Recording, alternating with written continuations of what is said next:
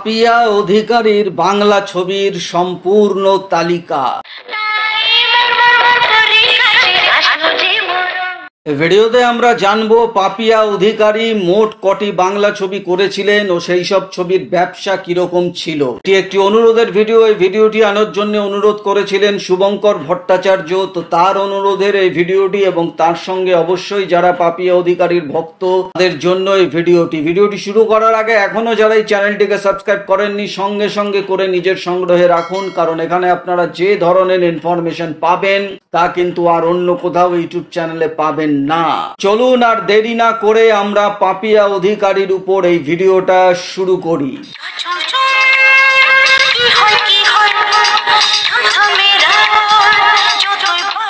পাপিয়া অধিকারীর প্রথম মুক্তিপ্রাপ্ত ছবি ছিল সোনার সংসার। ছবিটি মুক্তি পেয়েছিল 1985 সালের 1 ফেব্রুয়ারি। চিরঞ্জিত, প্রসেনজিৎ, দেবিকা মুখার্জি, শুভেন্দু চ্যাটার্জিরা এই ছবিতে ছিলেন এবং বক্স অফিসে সোনার সংসার হিট করেছিল।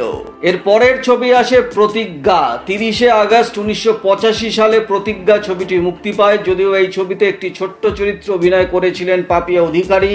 অসিত সেন ছিলেন এই ছবির পরিচালক। অভিনয় ছিলেন ভিক্টর ব্যানার্জি, মৌসুমী চ্যাটার্জি, উৎপল দত্ত, রবি ঘোষ এবং বক্স অফিসে প্রতিজ্ঞা হিট করেছিল। এর পরের ছবি আসে প্রেম বন্ধন। 19 ডিসেম্বর 1986 সালে ছবিটি মুক্তি পায়। রতীশ দে সরকার ছিলেন এই ছবির পরিচালক। নায়ক ছিলেন প্রসেনজিৎ, সঙ্গে দীপঙ্কর দে, সমিত ভঞ্জ, সন্তু মুখোপাধ্যায়রা ছিলেন এবং বক্স অফিসে প্রেম বন্ধন চলেনি, ফ্লপ করেছিল। এর পরের ছবিটি আসে স্বর্ণময়ীর ঠিকানা। 24 এপ্রিল 1987 সালে ছবিটি মুক্তি পায়। সুশীল মুখোপাধ্যায় এই ছবির পরিচালক ছিলেন, সঙ্গে প্রসেনজিৎ, দীপঙ্কর দে, অনুপ কুমার, সুমিত্রা মুখার্জিরা ছিলেন, কিন্তু বক্স অফিসে স্বর্ণময়ীর ঠিকানা চলেনি, ফ্লপ হয়েছিল। পরের ছবি আসে দীপশিখা। 15 জানুয়ারি 1988 সালে দীপশিখা ছবিটি মুক্তি পায়। অমল নাগ ছিলেন এই ছবির পরিচালক। নায়ক ছিলেন জয় ব্যানার্জি, সঙ্গে তরুণ কুমার, মাধবী মুখার্জিরা ছিলেন, কিন্তু বক্স অফিসে দীপশিখা চলেনি, ফ্লপ হয়েছিল। পরের ছবিটি দেবী বরণ। 29 জুলাই 1988 সালে ছবিটি মুক্তি পায়। শ্রীকান্ত গো ঠাকুরতা ছিলেন এই ছবির পরিচালক, সঙ্গে প্রসেনজিৎ, রঞ্জিত মল্লিক, দেবশ্রী রায়রা ছিলেন। বক্স অফিসে দেবী বরণ অ্যাভারেজ ব্যবসা করেছিল এবং এই ছবির একটি গান পাপিয়া অধিকারীর উপর চিত্রিত হয়েছিল আশা ভোসলের, এবং যে গানটি সুপার ডুপার হিট করেছিল।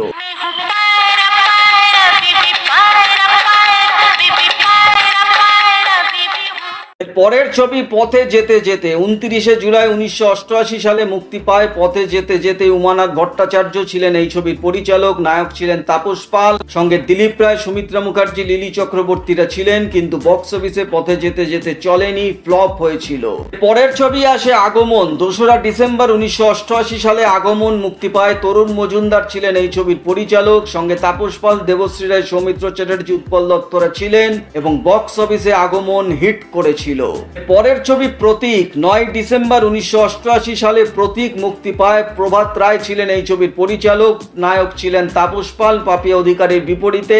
এছাড়াও চিরঞ্জিত, রাখি, সৌমিত্র চ্যাটার্জি, রূপা গাঙ্গুলিরা ছিলেন এবং বক্স অফিসে প্রতীক হিট করেছিল।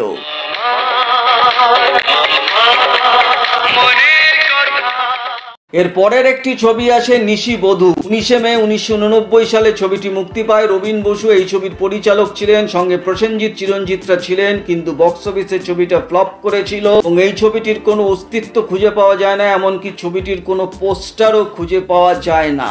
পরের ছবিটি ছিল অভিসার। 11 আগস্ট 1989 সালে মুক্তি পায় ছবিটি। সনৎ দত্ত ছিলেন এই ছবির পরিচালক। দীপঙ্কর দে, জয় ব্যানার্জি, অনুপ কুমার, সুমিত্রা মুখার্জিরা ছিলেন এবং বক্স অফিসে অভিসার ফ্লপ করেছিল। এরপরে আসে নতুন সূর্য। 28 মে 1989 সালে ছবিটি মুক্তি পায়। শচীন অধিকারী এই ছবির পরিচালক ছিলেন, সঙ্গে দীপঙ্কর দে, সুপ্রিয়া দেবীরা ছিলেন, কিন্তু বক্স অফিসে এই ছবিটিও চলেনি, ফ্লপ হয়েছিল। এর পরের ছবি সংসার। 17 ডিসেম্বর 1989 সালে সংসার মুক্তি পায়। উদয় শঙ্কর পানি ছিলেন এই ছবির পরিচালক, সঙ্গে তাপস পাল, বিশ্বজিৎ, উত্তম মহান্তি, প্রদীপ কুমাররা ছিলেন এবং বক্স অফিসে সংসার হিট করেছিল।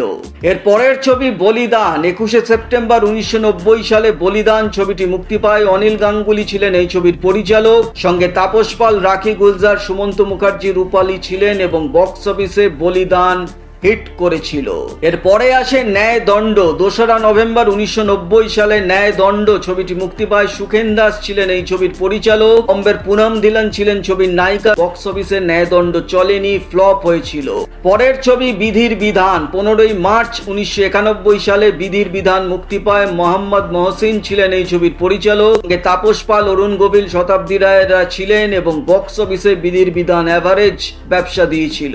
এরপরে আসে পতি পরম গুরু। 11ই অক্টোবর 1991 সালে ছবিটি মুক্তি পায়। বীরেশ চ্যাটার্জি ছিলেন এই ছবির পরিচালক, নায়ক ছিলেন তাপস পাল, নায়িকা ইন্দ্রাণী দত্ত, সঙ্গে শুভেন্দু চ্যাটার্জি, উৎপল দত্তরাও ছিলেন এবং বক্স অফিসে পতি পরম গুরু অ্যাভারেজ ব্যবসা করেছিল। এর পরের ছবি অধিকার। 10ই জুলাই 1992 সালে অধিকার ছবিটি মুক্তি পায়। দেব সিংহ ছিলেন এই ছবির পরিচালক, প্রসেনজিৎ, শতাব্দী রায়, শুভেন্দু চ্যাটার্জিরা ছিলেন এবং বক্স অফিসে অধিকার ফ্লপ হয়েছিল। পরে আসে দান প্রতিদান। 30শে এপ্রিল 1993 সালে ছবিটি মুক্তি পায়। সুখেন দাস ছিলেন এই ছবির পরিচালক, সঙ্গে তাপস পাল, অভিষেক চ্যাটার্জি, ইন্দ্রাণী হালদার, শুভেন্দু চ্যাটার্জিরা ছিলেন, কিন্তু বক্স অফিসে দান প্রতিদান চলেনি, ফ্লপ করেছিল।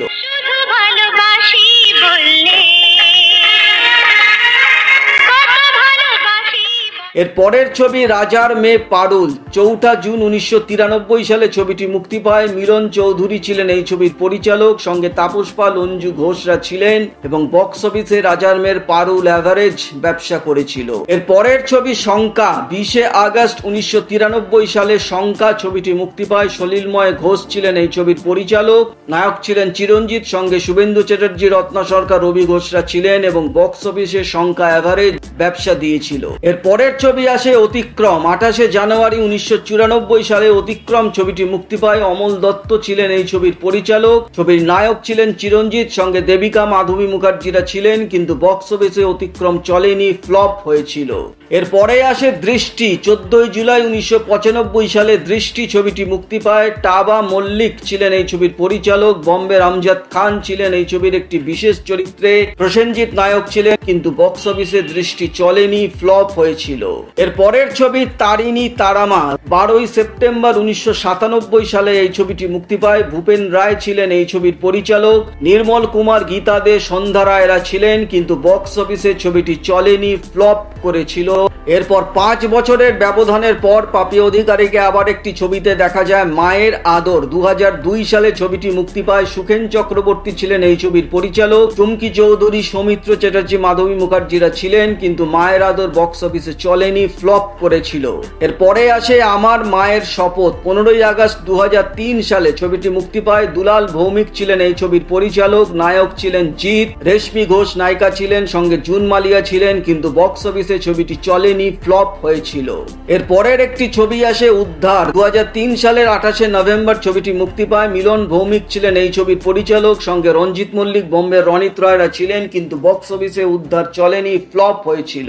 পরে একটি ছবি আসে জেহাদ। 2003 সালে ছবিটি মুক্তি পায়। বিকাশ ব্যানার্জি ছিলেন এই ছবির পরিচালক, নায়ক ছিলেন অর্জুন চক্রবর্তী। এই ছবিটি লেট রিলিজ ছিল। ছবিটি 90 দশকের শুরুতে শুটিং শেষ হয়ে গেছিল, কিন্তু ছবিটি বহু পরে মুক্তি পায় এবং যথারীতি বক্স অফিসে ছবিটি ফ্লপ করে। এর পরের ছবি হাসি খুশি ক্লাব। 2009 সালে ছবিটি মুক্তি পায়। শঙ্খ ব্যানার্জি ছিলেন এই ছবির পরিচালক, নায়ক ছিলেন জিৎ, নায়িকা বর্ষা। বক্স অফিসে হাসি খুশি ক্লাব ফ্লপ করেছিল। এর পরের বেশ কিছু ছবি আসে যেগুলো আসে আর চলে যায়। তার মধ্যে রোজ ক্রেজি রোজ এই ছবিটা আসে 2010 সালে। অরবিন্দ ঘোষ ছিলেন এই ছবির পরিচালক, চিরঞ্জিত এই ছবিটি ছিলেন, কিন্তু বক্স অফিসে ছবিটি ফ্লপ করে। এবং একই সঙ্গে প্রবাহিনী 2016 সালে ছবিটি মুক্তি পায়, এটিও ফ্লপ করে বক্স অফিসে। এরপরে মনের মাঝে তুমি 2018 সালে ছবিটি মুক্তি পায়, এটিও ফ্লপ করে। পরে এই একই বছরে মুক্তি পায় 2018 সালে কিন্তু গল্প নয়। পবিত্র গোস্বামী ছিলেন এই ছবির পরিচালক, সব্যসাচী চক্রবর্তী, পরাণ বন্দ্যোপাধ্যায়রা ছিলেন, এটিও চলেনি, ফ্লপ করে। এবং শেষ ছবি পাপি অধিকারীর 17ই সেপ্টেম্বর 2019 সালে ছবিটি মুক্তি পায়। অমিতাভ ভট্টাচার্য ছিলেন এই ছবির পরিচালক, সোহম, অরুণিমা ঘোষরা এই ছবিতে ছিলেন, কিন্তু এটিও বক্স অফিসে চলেনি, ফ্লপ করে। তো 17ই সেপ্টেম্বরই ছিল পাপিয়া অধিকারীর এখনো পর্যন্ত মুক্তি পাওয়া শেষ ছবি। তো পাপিয়া অধিকারীর যদি একটি ক্যারিয়ার সামারি করে যায় তাহলে দেখা যাবে তিনি মোট 35টি ছবিতে অভিনয় করেছিলেন, তার মধ্যে হিট ছবি ছিল 6টি, অ্যাভারেজ ছবি ছিল 5টি এবং ফ্লপ ছবি ছিল 23টি। মূলত চরিত্রাভিনেত্রী ছিলেন পাপিয়া অধিকারী। 8-9টি ছবি ছিল যে ছবিতে তিনি নায়িকা চরিত্রে অভিনয় করেছিলেন। তো এই ছিল পাপিয়া অধিকারীর উপর একটি ভিডিও। আশা করি ভিডিওটা আপনাদের ভালো লেগেছে। ভালো লাগলে একটা লাইক অবশ্যই করে দেবেন। চ্যানেলটিকে সাবস্ক্রাইব করতে একদম ছাড়বেন না, কারণ এখানে যে ধরনের ইনফরমেশন পাবেন তা কিন্তু আর অন্য কোথাও পাবেন না। তো দেখা হচ্ছে পরের ভিডিওতে নতুন কোনো ভিডিও নিয়ে আবার আপনাদের সামনে হাজির হয়ে যাব। ততক্ষণে আপনারা সবাই ভালো থাকুন, সুস্থ থাকুন। নমস্কার।